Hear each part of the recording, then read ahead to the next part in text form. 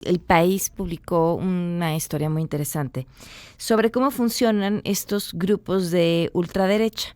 Grupos que ahora han estado, yo diría, relativamente en silencio, quizá contradiciendo un poco lo que dice el reportaje, pero es que recuerdo épocas con mucha mayor fuerza. Bueno, quizá lo más reciente, relevante, fue su lucha contra los libros de texto, contra ciertos contenidos de los libros de texto, pero recordemos también estas grandes movilizaciones del Frente Nacional por la Familia, esta otra investigación en la que trabajaron varios periodistas para revelar cómo estos grupos también tienen centros o incluso páginas de internet donde se promueven como lugares para llevar a cabo abortos, y una vez que iban ahí lo que hacían era justo decirles mentiras sobre el aborto, diciéndoles que su vida iba a estar en peligro y tal, y tratar de convencerlas de que no abortaran y que llevaran a sus bebés a algún centro de adopción.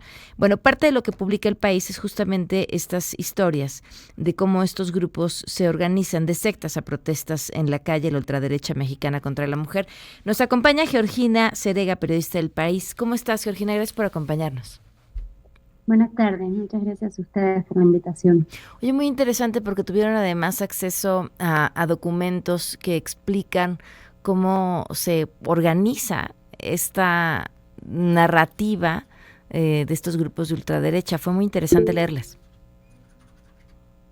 Sí, pues accedimos a documentos históricos del Yunque, Ujú. documentos que mostraban un poco la doctrina, o sea, lo que les enseñaban a los miembros del Yunque.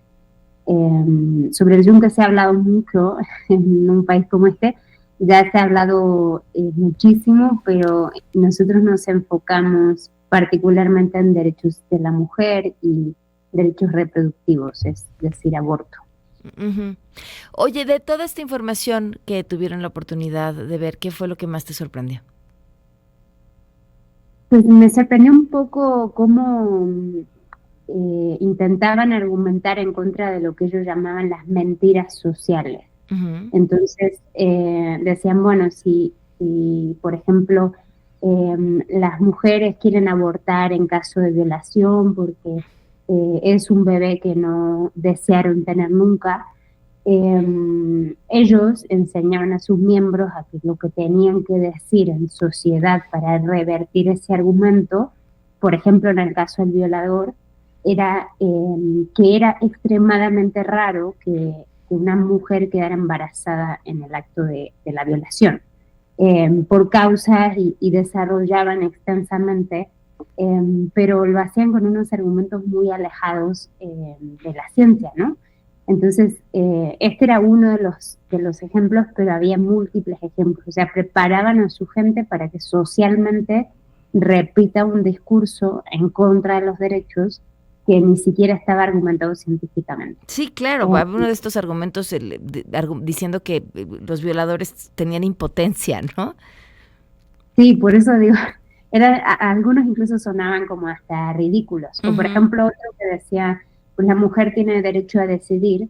Ellos intentaban revertir esta frase diciendo, si el feto que está en la mujer termina siendo una mujer, esa mujer no tiene derecho a decidir por sobre su propio cuerpo. O sea, había algunos argumentos que eran completamente ridículos. Pero aún así, pues se supone que esto era lo que les educaba, o sea, lo que usaban para educar a los miembros del yunque, y luego pues ellos repetían fuera, en la calle.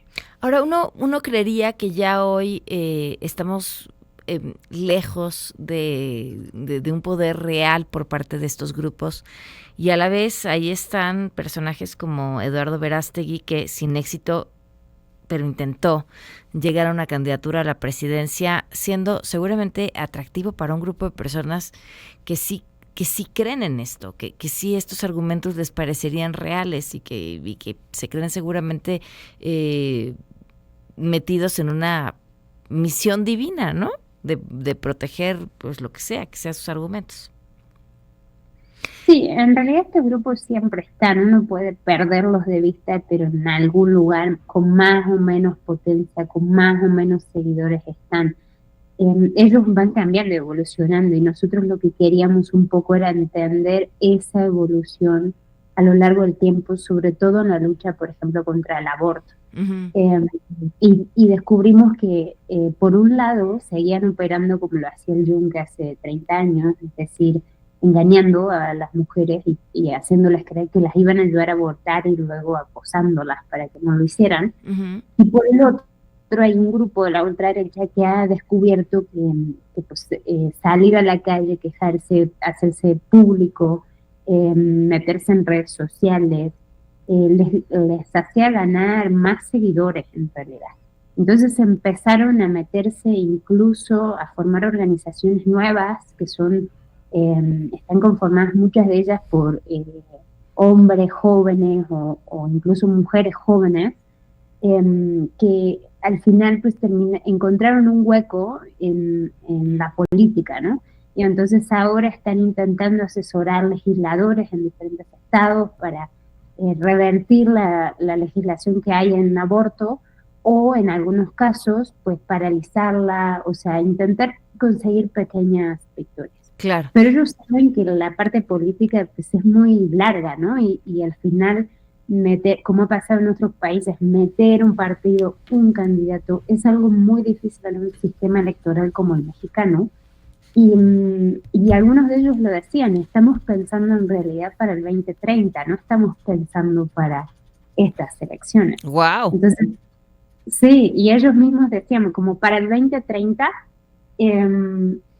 pues al final les quisieran tener algún tipo de representación política, porque son grupos que se han alejado del PAN por creer que el PAN al final pues no estaba representando sus valores y estaba intentando tirarse a la izquierda, ¿no? Y sobre todo, pues algunos señalan puntualmente la candidata presidencial, Xochitl Gálvez, que es un personaje que no les convence para nada. Qué interesante. Pues muy, muy interesante trabajo. Muchísimas gracias por compartirlo, Georgina. Nada, muchas gracias a ustedes. Buenas tardes. Georgina Seregarre, periodista del País 5 con 40.